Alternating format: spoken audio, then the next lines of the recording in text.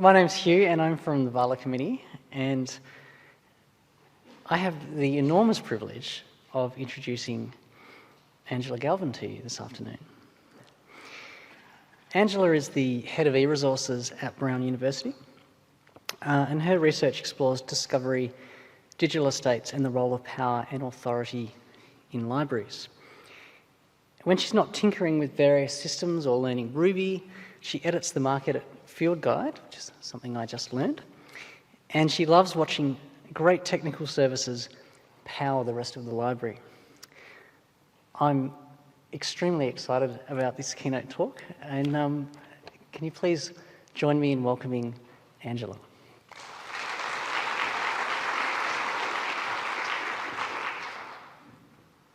Thanks very much. Is this picking me up all right? Okay, good. Let's see, so much to remember now.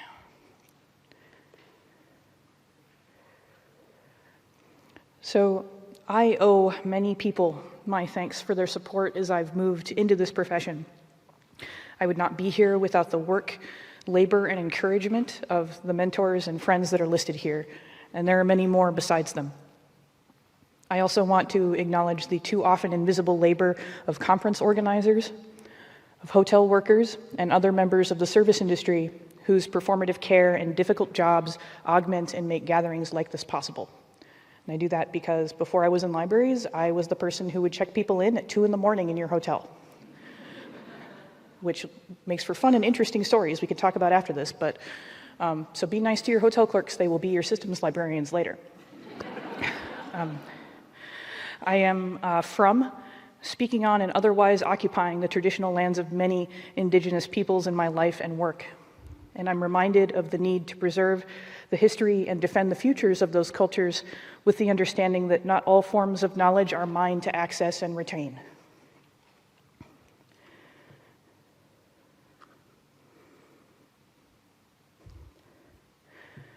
Many librarians have an origin story. It's sometimes suitably heroic and involves another librarian encouraging them to join the profession, or perhaps they encountered a library worker who showed enthusiasm for their question or demonstrated compassion during a challenging time. I've spent the past few months thinking about my own story and what I might say today, some answers to the questions I posed in the abstract that I provided the programming committee, as though I would appear on high, speaking in that academic register, and give the solution to automation, to greater surveillance, and how to resist the great unwinding underway, in particular in the United States, of the very institutions that make it possible for someone like me to exist. I'm sorry to say that I don't have those answers, and I have ideas about what they might look like. I'm doing this in part because between the initial invite and my talk today, I moved from an under-resourced library staffed by a band of scrappy overachievers to an Ivy. And I swore I would never get behind a podium and insist that my answer was the answer for all libraries everywhere. And I'm not speaking for my employer today. I'm sure they're very grateful.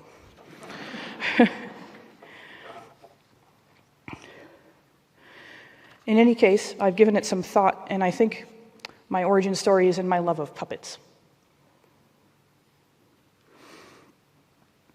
The Bread and Puppet Museum is in an area of Vermont called the Northeast Kingdom. It's several hours from most places. And it's housed in a large barn, and during the winter when the museum isn't staffed, there's a guest book and a polite sign asking you to be sure to turn the lights off and latch the gate when you leave. People leave donations of non-perishable food and other items at the door. Just as a sidebar, I wish everyone could have the kind of friendship where you travel together for hours to see an unsettling puppet museum. Everyone should have that friend. It's floor-to-ceiling papier-mâché works, and aisle after aisle of collections and art so dense it can't be seen in one viewing. The depth of field is incredible. It's one of the most immersive glam experiences I've ever had. Bread and Puppets offers fellowships for people to come from all over the world to create art while they live in tents on the property and spend the summer joining a community of artists that's been active since before the Vietnam War. And true to their name, they offer free sourdough rye bread to audience members before each show. Their art is participatory, challenging, and tells a story. me see, you have to go back for a second. Yes, okay, so that's me in the top of the barn here. For reference, I'm just over 1.5 meters tall. It just goes on forever. So what's miraculous to me about puppets is that, like all forms of technology, puppets are a machine that are animated through human agency to tell a story. It's probably why, even as a child, I didn't find them frightening. From the Muppets to Dark Crystal, or watching the video for Land of Confusion, where I first encountered spitting image, and where I can pinpoint my earliest sense of political consciousness was that puppet of Reagan.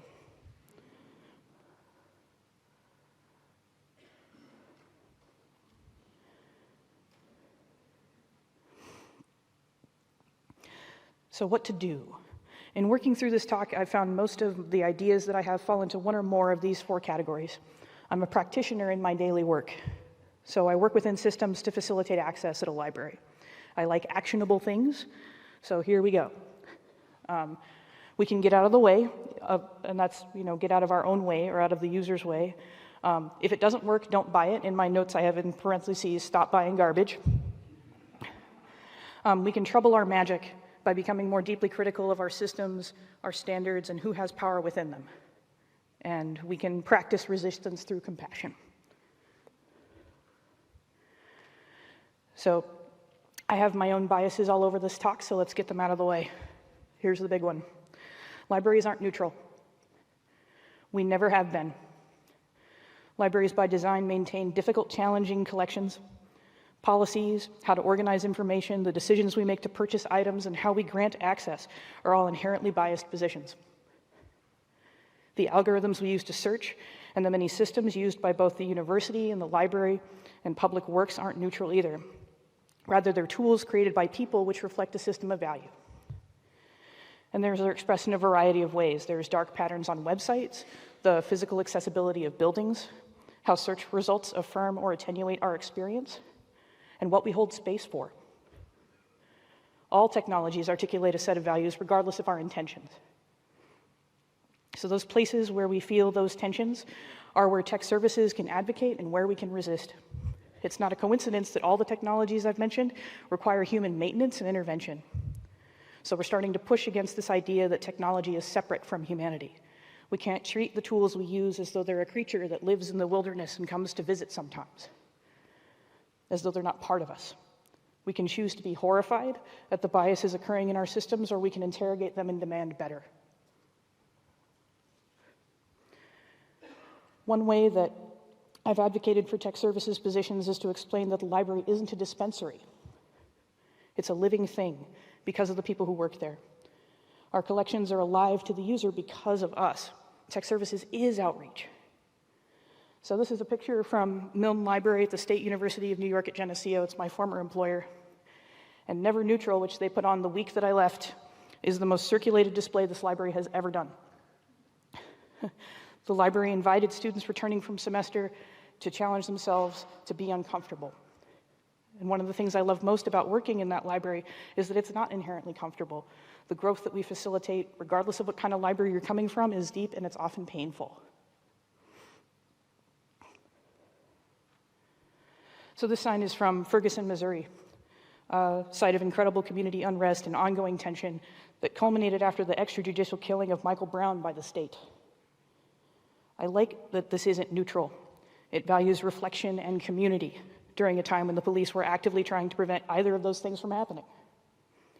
While Ferguson was a few years ago at this point, unrest in the United States is ongoing, and libraries continue to be adjacent to state-sponsored violence. And a sidebar to this talk is that libraries are often, in fact, agents of the state that enforce those cultural values, but that's a different talk that requires either more or less cold medicine than I've had this afternoon.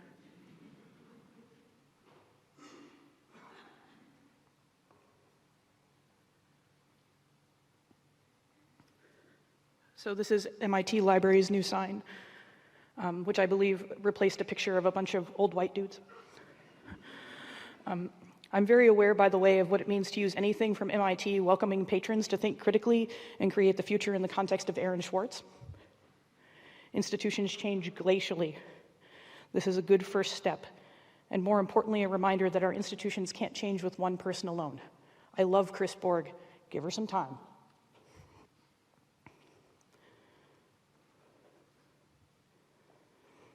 So I have long felt that tech services work embodies a foundational kind of care that's overlooked in libraries because we've vanished our work. In my first ostensibly technology-related roles, I did my best work, but also ran into the most cultural issues by trying to get our systems out of the way of the user and out of my way so I could do my work.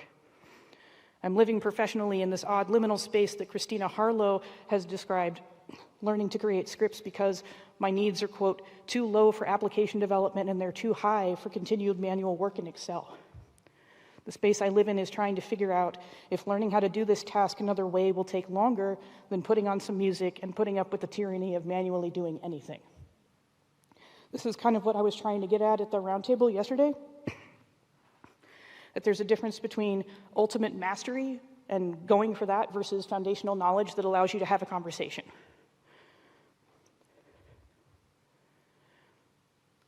So, what I'd like you to do in groups for the next 5 minutes, and I'll keep time, is to talk to somebody near you about where in your library you're stuck.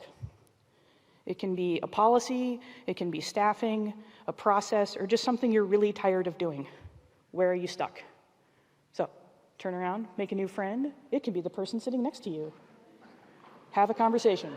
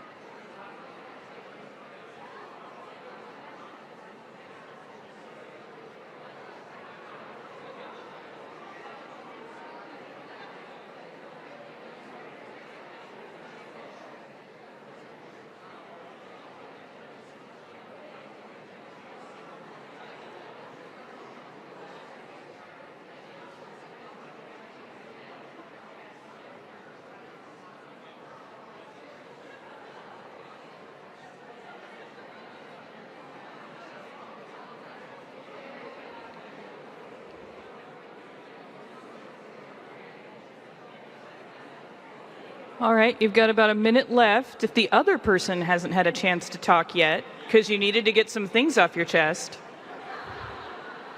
take a breath and let them tell you something.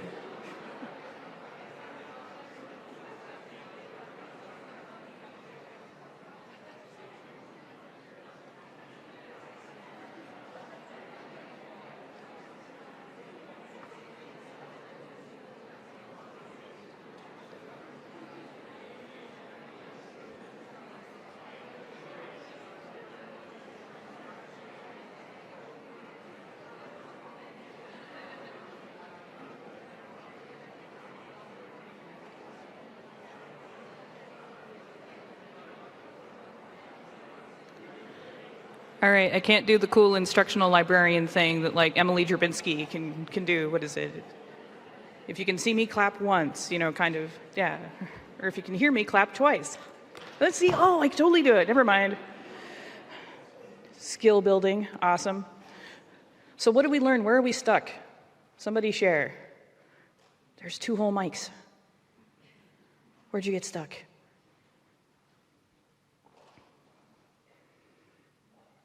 Yes, contestant number 1.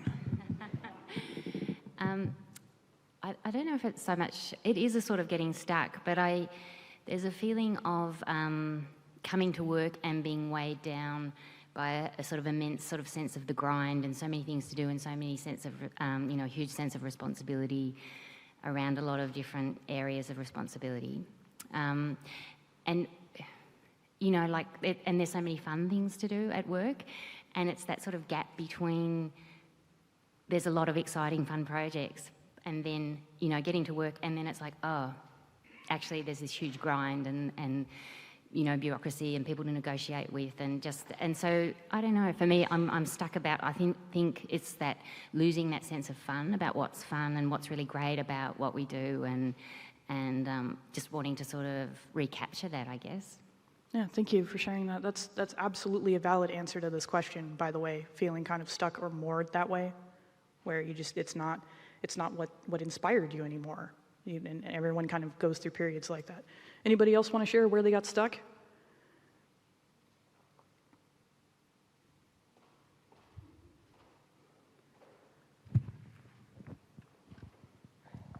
Thank you, by the way. I know these are odd things to talk about, so. We found, so I think it was Naomi. So Naomi and I found ourselves talking about the lack of, so we're both at university libraries, the lack of support from the rest of the library, the rest of the university for what the library does. So we want IT support, we want better funding, we want better technology, and there's so much that we could do to support the university's students and the university's researchers if they would support us. Yeah, absolutely. Thank you for sharing that. I think that's something that's widely felt among libraries, in particular academic ones. That'll be it for now. This leads very well into sort of what I'm talking about next here. Thank you for sharing.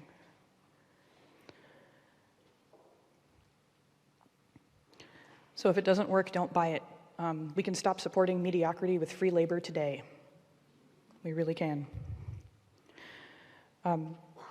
Libraries communicate value everywhere, with every priority, with every strategic goal, when we decide what to measure and who it's for, with every system we use, with the initiatives we uphold, and what our budgets look like.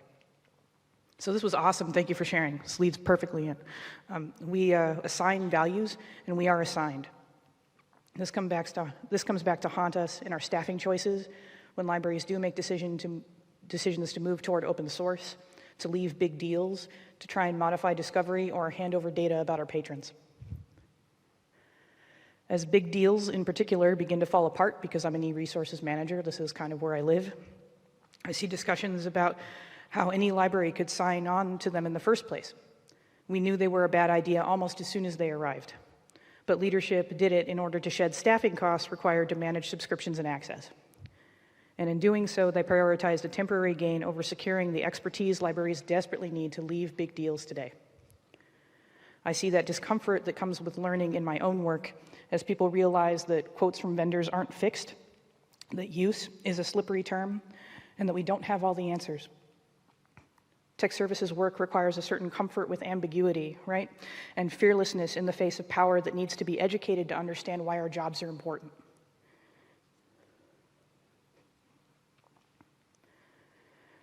So I'm reminded less about the shiny automated future when we talk about tech services and a little bit about folklore.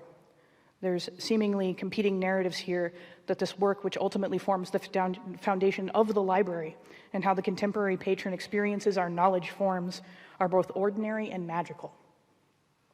Raise your hand if you've been told that what you do is magic at your library. Yeah, so this is about 2/3 of you are doing that? Okay, yeah.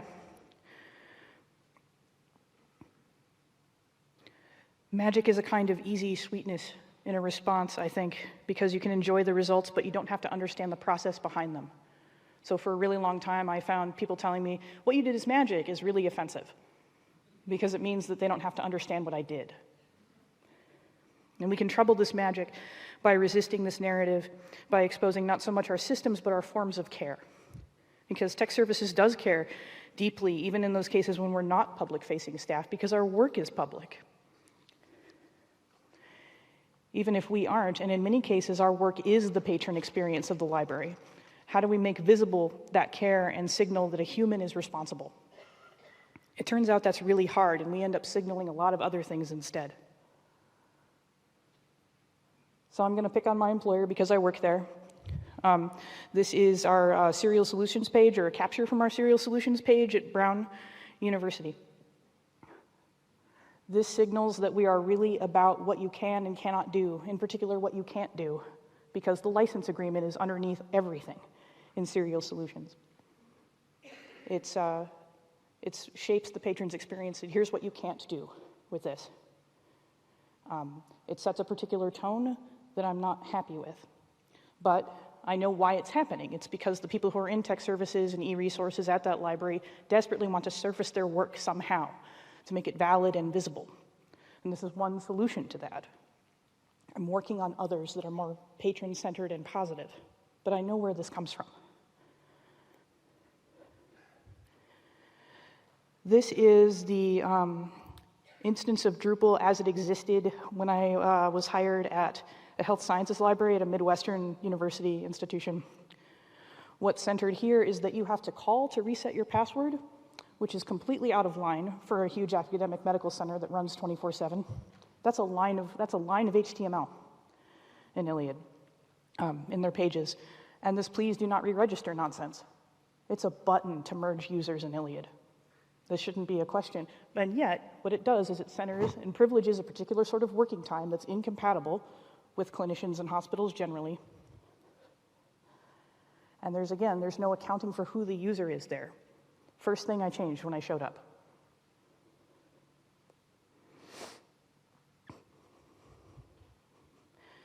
I bring that up because before I was in systems, I started out in ILL, and I often think of resource sharing as my ancestral home. And it's not just that hospitals run 24 hours a day. You should be able to make requests anytime, and plus I hate calling people. I don't know if it's an age or generational thing, but I hate calling people, and I don't like inflicting that on anybody else. Email or text messages, because what are calls for if you're under 35? An emergency, right? Something bad has happened. Someone is calling me. It's an overgeneralization about age, but I've talked with other friends of mine who are just, don't anything but calling. God, I think you're in the hospital or something. Anyway, so not everyone has this person on staff. This is Matthew Riedzma. He's the web librarian for Grand Valley State University in Michigan. I would do the hand thing, but I don't know where Grand Valley is on the map of Michigan with the hand. So, and even if you do have someone like this person on your staff, not everyone has the patience to deal with revamping a system you're already paying for. We care so deeply that we reward mediocrity with free labor. Vendors even encourage this with community zones and crowdsourcing solutions. It works because we love to share. I fixed a problem, let's put it on GitHub, let's share it with everyone. That's why we do what we do, right? It's also free labor. We love to help.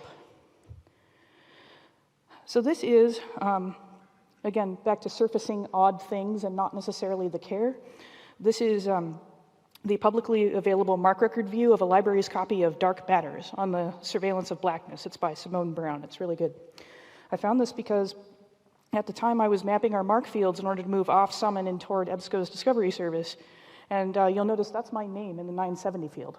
That's publicly available information. Or was until I found that out and flipped out at half the building. Why is this anyone's business? It doesn't matter that this book is about surveillance and information, so no one's going to read it and deem it a misuse of funds for me to purchase it. It matters because no one should know what I personally recommended for purchase, just like no one has a right to know what I checked out.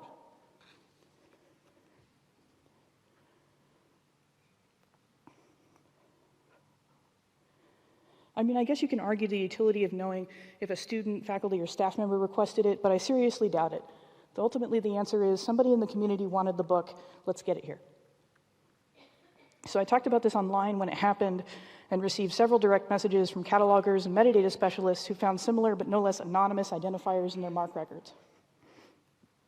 In most cases, they were vestigial workflows, and it took a meeting at most to stop those practices and suppress those fields on their own. It happened at least 3 other universities in the United States. They had meetings that week, gone. Here's the thing. At that library in particular, where that MARC record is from, it meant that ProQuest and EBSCO now had that data because we'd been sending them our records for years. And I've heard there's a university in the United States that presented at an ed tech conference and mentioned they were tracking ID card swipes in campus mental health offices, presumably to link those data points to student outcomes, because we can't ever stop assessing for some ridiculous reason. If I were at that university's library, I would tell every student I knew what was happening. How invasive will we or the institutions around us be in the name of success? That's where libraries can step in terms of privacy. We're working on it with vendors, but we can at least inform our patrons, this is what's happening. It's not acceptable and you should know about it.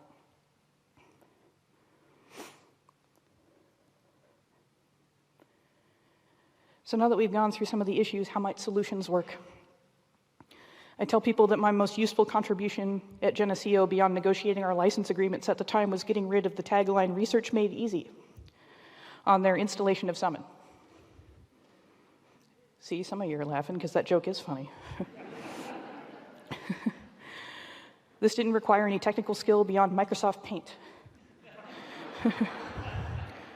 But I realized one day when I was trying to get libchat to integrate with Summon the way it's supposed to, that we were literally telling students that using search was easy, even though the research and instruction team were actively avoiding Summon and tended to focus on databases. So their own marketing was discouraging users by assigning failed searches to them instead of Summon's algorithm. And one nice thing about working with a band of scrappy overachievers was that I removed the tagline during the last month I was employed there. I didn't ask for a meeting or ask permission. They trusted me to do good work.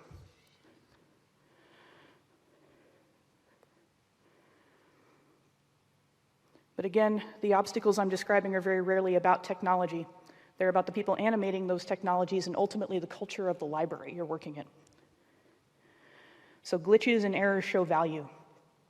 They're not suddenly exempt from a evaluated system just because they're not functioning in the way we expect. If anything, they're the unintentional exposure of value. So when they do occur, we can interrogate them to find out what assumptions we've built into our systems that can cause those errors. We do this all the time when we're training new people in our integrated library system. Yeah, no, you wrote the query correctly. You did a good job. The issue is the assumptions we've made about the underlying data.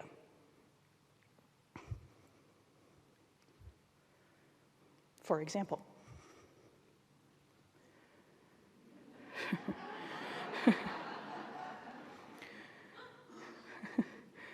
okay, so this is the Angela's cranky at vendors portion of the talk, which those of you who have followed some of my other writing were really hoping for. You know, some of the nicest people I know work for vendors. And I can't blame them. You know, I have student loans too, I get it. So one of the most powerful ways that vendors have influenced the library environment is through the systematic relocation of core values from libraries to vendors through our software. Libraries articulate, values about privacy, but the execution of our values ultimately manifests in library systems that are usually developed by third parties. I would love to join COA, though. Man, that would be cool. Been hearing about it the entire week. It sounds great. But most of these other third parties have competing interests. So, for example, if making a LibGuide after a significant event, speaking of how we engage in care, for ourselves and for our communities, if making a LibGuide after a significant event is what you're able to do and have energy for, please keep doing that. We need those guides. But I worry sometimes that the architecture of how we resist will get reduced to little boxes full of lists if we're not careful, or cause harm if we don't consider the infrastructure behind those guides. Even if we're using examples, we have to understand not just the content, but how we're lending authority. This is Jessamine West. When she published this, a bunch of people came out of the woodwork to try and explain Google to her, which was hilarious to me. And it's significant enough that I am going to read the slide, sorry. When libraries link to other websites, even if it's just to say this is garbage, search engines see the inbound link and say, oh hey, this authoritative site is linking to this other site. That must make that other site fractionally more authoritative than we thought it was.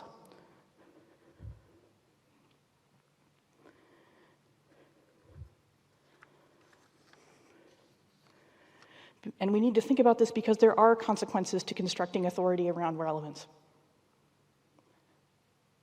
Most of what Dylan Roof wrote in his manifesto and the other writings that were found after he went into a church and killed 9 people, including a librarian, he found it on Google. He found white supremacist sites and thought, again, because of the ranking and because of the authority that Google ascribes to things, that this is correct and good information. There was no interrogation of the source. I can be all about patron privacy in my library, for example, but if SciFinder and the new Safari platform require individual logins and information like graduation dates, what does it matter? And also, why do so many vendors we support think that throwing up usability roadblocks like this are helpful? I see it everywhere. And let me be clear, because I know there's some vendors in the room, my job is to connect people with information. Vendors are charged with generating revenue. Although you change the framework of how you want to accomplish this, the end game is the same. That's not a bad thing. It's an entirely sensible goal under capitalism, which, by the way, is that not the most optimistic phrase of our time? Late capitalism. I'm always kind of, oh, late capitalism, whenever I hear that. But ultimately, it's an agenda that competes with mine. I promised something about AI, so here we are. This is how I feel about AI. The data we provide companies isn't abstract. It's rich and deep, and most of all, even at smaller institutions, it's massive. Vendors know more about our users than we ever will, and we're paying for the privilege of handing over that information. In many cases, we're paying an unsustainable percentage of our resource budget to do 2 things. The first is to hand a third party with zero realistic accountability a rich data set that usually compromises user privacy, and then 2, spend the rest of the year fighting with that system to function in a useful way for our patrons. And for all the data that they have about our users, you'd think we'd have a beautifully customized product. It would perform, it would require very little instruction. Instead, LexisNexis, for example, is a mess. I use it to dismantle myths about young people and technology. You want to completely shut down the digital native nonsense? Show an 18-year-old LexisNexis. I guarantee you they cannot use it effectively. I spend my time untangling malice by boilerplate in license agreements, or listening to an extremely powerful vendor tell me, we're committed to developing this product because if we know you're unhappy, you'll switch. And because of continued consolidations, that vendor now controls everything we'd consider switching to. So you understand why I'm a little distrustful of timelines and roadmaps. And that's a shame because it means innovation in this arena is less likely to come from the library. Don't get me wrong, we're going to shoehorn whatever comes after Mark into a Mark-like form because it's what we're happy with. But whatever happens next is more vendor dependent than I would like. I'm uncomfortable with the overall lack of agency in the profession. My library has a whole team of developers, and instead of harnessing that energy further into open source like we could, because we are founding members of Hydra and Fedora and such, we have a proprietary ILS. We should be putting that development work into something like COA, but instead we're going to fight with III for another contract cycle. And because I'm in resource management now, my biggest challenge is getting all that data to talk effectively to each other, to tell a meaningful story to people who ask. Because the people who ask control my funding, and nobody ever fell in love over a spreadsheet. Nobody. We fall in love over stories. And believe it or not, I'd like a better relationship with vendors. But this is difficult when vendors do things like charge thousands of dollars for API that's been in beta for years and bundle it with legacy products I couldn't pay students to use. It's hard when vendors monitor Twitter for tech services people legitimate complaints about your products and then dox them. Or retaliate with delays in service, which has happened to at least 2 librarians I know. It's hard when vendors frustrate both educators and students by injecting proxied links instead of DOIs into citations, adding one more thing for them to account for or consider because in spite of all the content vendors control, they can't even get how to cite it right.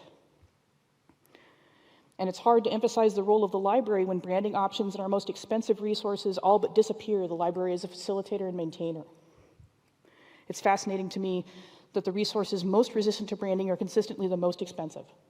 And this has always been the case, regardless of budget, size, or influence of my employer. Google, learning management systems, and other softwares used by the university can completely vanish under institutional branding. And yet, when there's an outage or we can't provide a resource, it's the library's problem, not the vendors.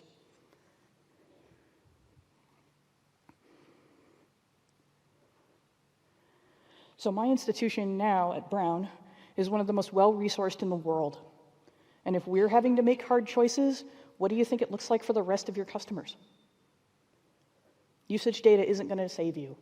Eventually, the cut will have to be made. I've watched vendors for some years now beyond acquisitions and mergers. Your long game isn't great. And because our fates are so inextricable, neither is the library's. And if you're all mad about Sci-Hub, help us develop discovery that isn't terrible. Because vendors help us make that bed. Don't act surprised when your users undermine it. Open source software advocates, I can see you, I can practically hear you thinking that you have the answer.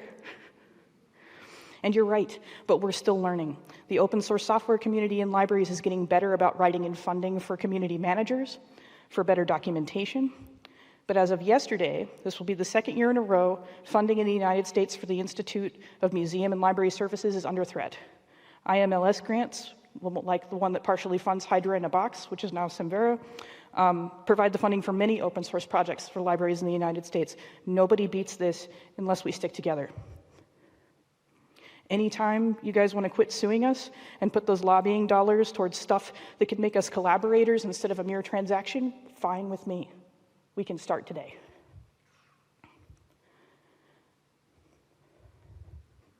So when I submitted this talk to the programming committee, I said I didn't like the title. What do I mean by revolution anyway? I'm not generous with my colleagues when they throw around phrases like dismantle the means of production as a solution, as though it wouldn't jeopardize my job and as though it could happen overnight.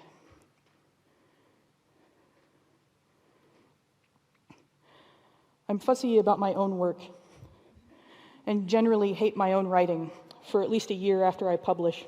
This revolution that I want, with its troubled magic and a more critically considered infrastructure, a tech service is known for its ethics of care and systems, it won't come evenly. The geographies of resistance are unexpected and shifting still. They may move slowly, as libraries often do, with punctuations of events, but it's moving nonetheless. I see it in every person who comes in my library. So here's a couple of things I started to do in Discovery. This is what happens when you search for All Lives Matter at SUNY Geneseo now. You get all the results that come underneath it, but you also get a link to the Ferguson archive, which is an open access resource. It's filled with digital media that has been captured and created by community members in that community after the uprising and following the death of Michael Brown. It's not forcing people to go there, it's an option. So when I got to Brown University, one of the things I looked for was, what are we doing compassionately in our discovery layer? We use Blacklight over an instance of EDS. So I looked for low-income students in Ivy League. And there are no books that are coming up in a result, and a journal article that implies you really shouldn't be here.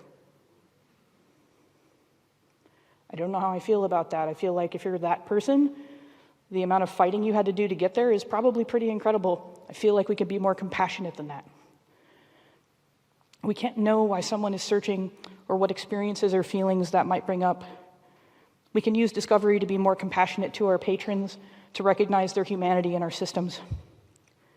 We can have compassion for ourselves, for our colleagues, by honoring maintenance. We can honor and provide time for play and experimentation, which I know came up in an earlier session, without measuring it in a review. This is from Teresa Dillon. Maintenance is the necessary driver of our systems rather than its often more privileged sister, innovation. So I hear a lot about innovations at conferences like these, and that's great. I want to hear what's underneath it, though.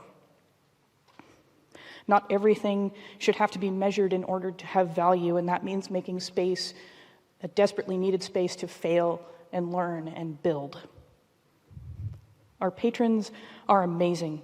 They're why I go to work every day. They're who I fight for and why I love my job. And they'll never know me. I let go of that desire many years ago, but I know them. Every time it's one click instead of three. Every time we're able to connect people with what they're looking for seamlessly. Every time we have plans to defend their privacy, or have actively done so in ways they'll never see. Because it's not their job. Our successes, our wins in tech services come when they can get on with the business of becoming. Our interventions into our systems, therefore, must be on their behalf. Thank you so much.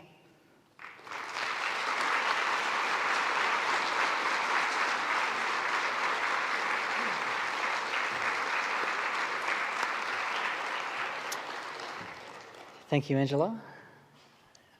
Who would like to ask the first question? Wow. I love the idea of taking compassion to the basic foundational practices of libraries like discovery. Can you think of ways in which we could extrapolate from that and take compassion to some of those other layers or foundational moments of library practice? So not just discovery, but some of the other things that we provide through libraries to our clients. Yeah, so maybe more compassionate wayfinding, and not doing this thing where we limit services based on when the building is open, because so much of what we do can be served when the building is closed or when there aren't necessarily people there to kind of guide you through that. There is kind of a movement toward more personalized services and those kinds of interventions. I think there's a way we can do that without the level of surveillance that probably universities are insisting on. So there are lots of opportunities to show that we're there and that there is a human, and ways of humanizing that experience for our users. I think that may be the next sort of. We're really good at the analog stuff. We're really good at the face-to-face stuff. So I'm also a gamer, which is a weird thing to admit, but it meant I got used to processing lots of information through text very quickly, even through like multi-user dungeons and things like that. So for me, chat reference is amazing. I love to do that. And for other people, they feels very disconnected from the in-person experience, and so I think we can infuse our digital with sort of the analog type of care. Does that answer your question at all? Okay. Thanks, Deb.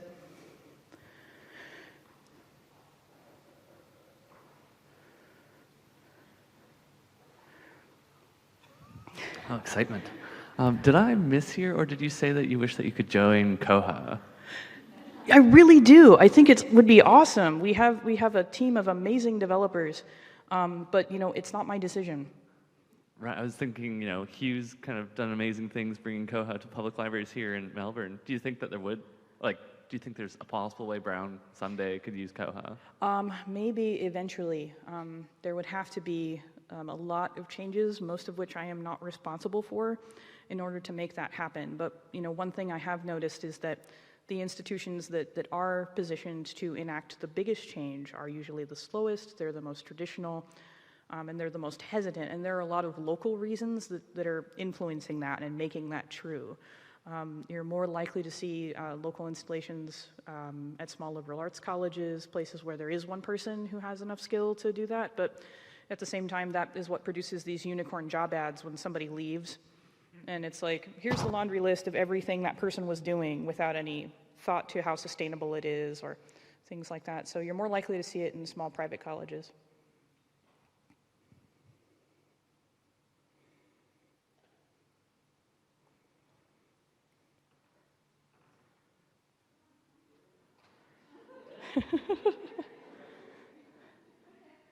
Sorry, that was excellent. I don't agree with your puppet policy, but everything else was amazing. Okay. No, I don't know. I thought about a content warning because puppets. But for me, like, clowns are way worse. You know, so I kind of had to, if it was a clown, maybe, no, it's a puppet, okay, I can. Oh, sorry, go ahead. No, that's right. I've long thought that things like collecting data about people's gender, unsalting and unhashing passwords in LMSs and things like that have come from vendors.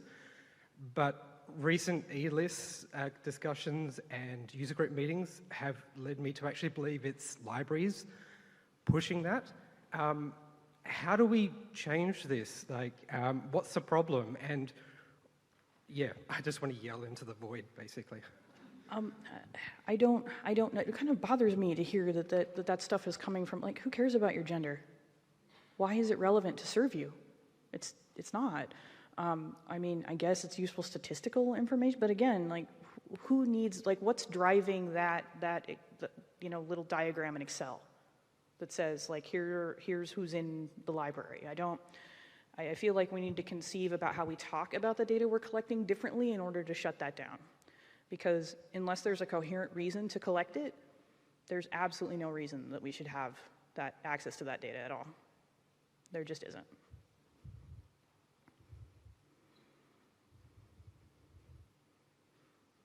Hi, I thought it was a fantastic talk, and my name's Stephen. I'm with RMIT University here.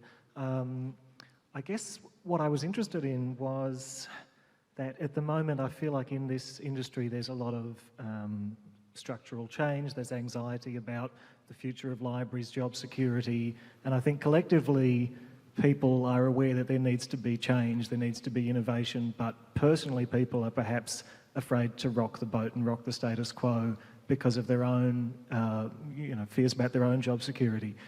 You strike me as somebody who's pretty forthright in pushing for the changes that you think need to be made. I suspect if I tried to do that, I'd probably get fired. So I guess I'm wondering how much, individually people can push for that change within their organisations, and maybe, your own experience doing that. Yeah, definitely. I have worked for libraries and been in positions where I could not push as hard as I have in the last 2 positions that I've been in. So it's kind of up to you and up to, kind of feeling out what your local situation is. If there is a lot of hostility and resistance toward new ideas where you're at, and you can't just leave, because that comes with its own forms of privilege and things, employment is good. So it's a matter of translating that energy into other stuff that is in the community that will honor it if you can't get it at work, and if you can't make those things happen. A friend of mine says that advancement in the profession happens one retirement at a time, and I don't like that thought. I like to think that what's really going on when we talk about change is that people are uncomfortable not having expert status for a little while. It's like, so we made it so you don't actually have to go through, a proxy or something to get to journals. You can just sign in with your central authentication at Brown. And I guess 10 years ago, there was a lot of explanation to the medical faculty, for whatever reason, about Easy Proxy and how it worked. So now we have a bunch of people who are very, very vested in Brown as an institution who think they know a lot about Easy Proxy. And so when we change things, they say, "Are you still using it?" Yes. Yes, we are. But I don't have to click on the thing. So what they're doing, I finally realized, is that researchers, especially at institutions like that, will use where they're clicking and how they're getting into information as almost a meditative state. Like, here's all the things I click in order to get to my research, right? Because that's what happens, speaking of gaming, when you put all your character points into one thing. I'm a pediatric neurosurgeon. That's the thing I do, And so I think that, my angriest calls consistently come from medicine and like pre-law because they can't handle not being experts for a little while. And I think in a lot of ways, libraries have the same issue. These are systems that I know and I trust, and I click on the thing, and it's, it's like what Julia Child said about making, making scrambled eggs. When she was a CI, Julia Child's whole life was amazing, by the way. When she talks about, making an omelet. I do this and this and this at this temperature consistently, I will produce this food, and it's amazing. And so I think that we all do the same thing. We have to let go of the idea of being experts for a little while if it means greater advancement for the profession. That was like 15 metaphors, sorry.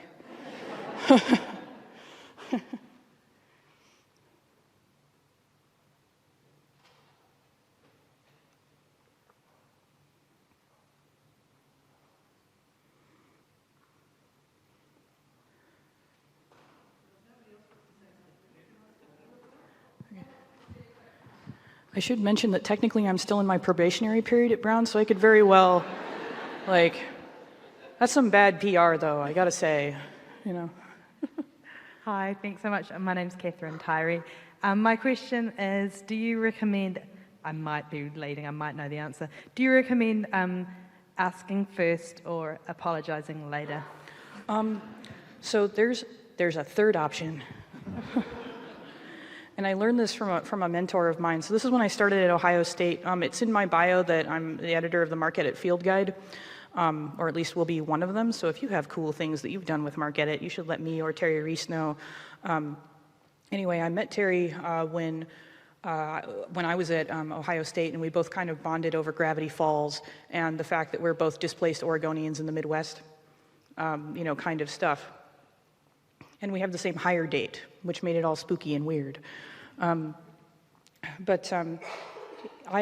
brought up a problem to him, and he said, sometimes if you are constantly being asked to, sorry, Terry, if you're constantly being asked to maintain a system that's really fragile and there's something better, let's just go ahead and make that extra fragile.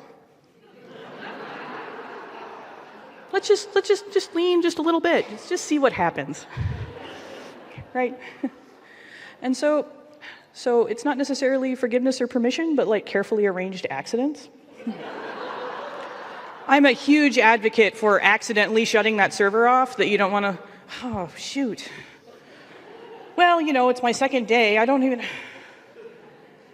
sorry. I guess we have to, use this other thing that was meant to replace it 5 years ago, and that was, great, let me focus my energy on that off, Now, some of you remember Ariel? Yeah, ILL technology. So when I showed up at Ohio State, Ariel was installed, or Iliad was installed, and they hadn't customized it at all, at least at the Health Sciences Library. Maine University Libraries is amazing. Brian Miller and his whole staff is great. But at the Health Sciences Library, which is different and on a different OCLC symbol, installed, but not even borrowing tables were set up. It was really weird, and I invested a ton of time learning the system because I'd never used Iliad before. And then on the second day, they said, here's the Ariel machine. And I took one look at it and saw that there hadn't been anything sent or received on it in 6 months. And they wanted me to maintain it, and so I, deleted the executable. Whoops, sorry. I guess it doesn't work anymore. I'm pretty sure my boss knew what I did and just kind of looked like, all right, you. Clearly we made the right choice. I don't like that machine either, kind of thing. But really, it did so. So all of you are going to go back, and people in the room right now are going to be like, man, if something breaks. So yeah, does that answer your question at all? No. If you're tired of maintaining a fragile, silly thing, just make it extra fragile one day. See what happens. Are there other questions? Like why I haven't been fired? Or just in realizing this and knowing it's going to go up on online and everything.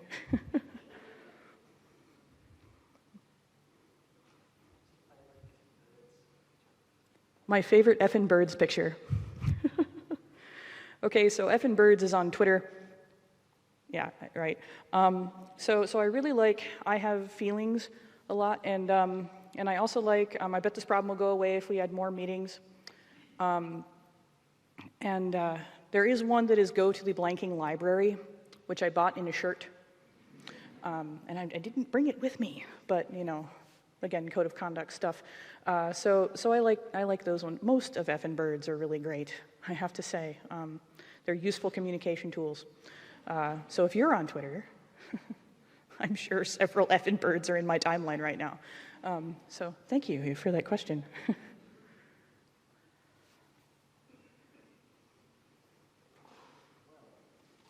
Hugh, can I just ask one more? I'm going to be a pest. It's going back to just some of the things that you said before, about making some things more fragile. How? I'm just thinking. I'm putting on my cataloguer hat.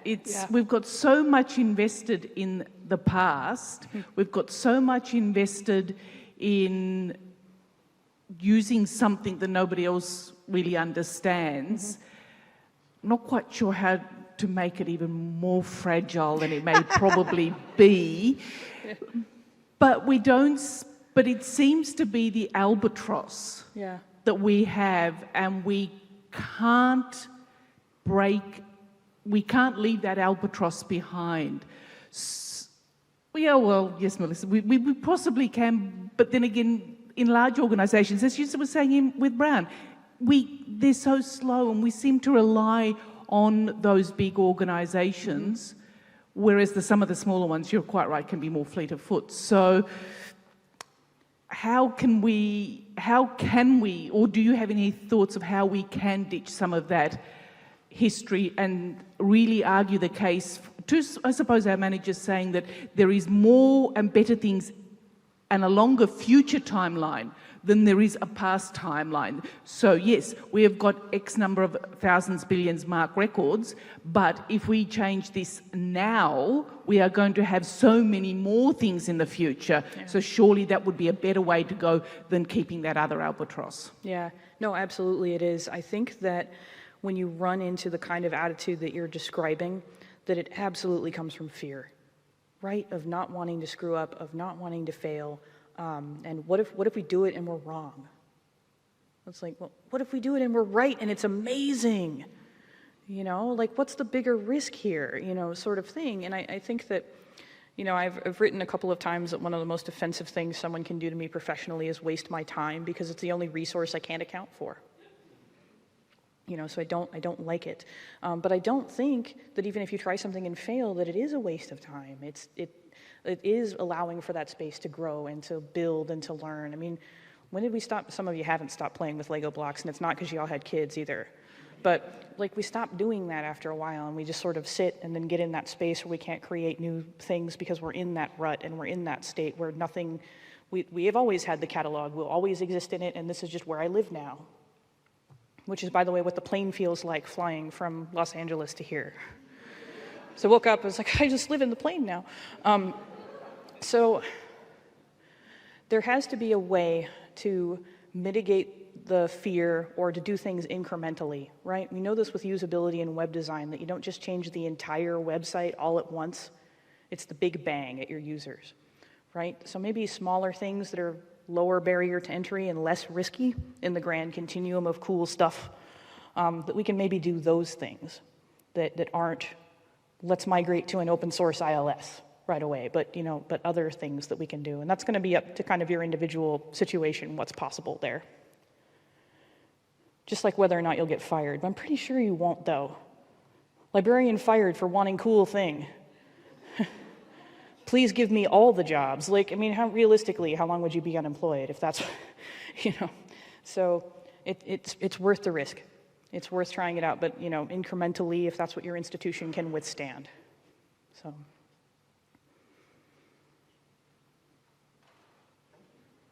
Thanks.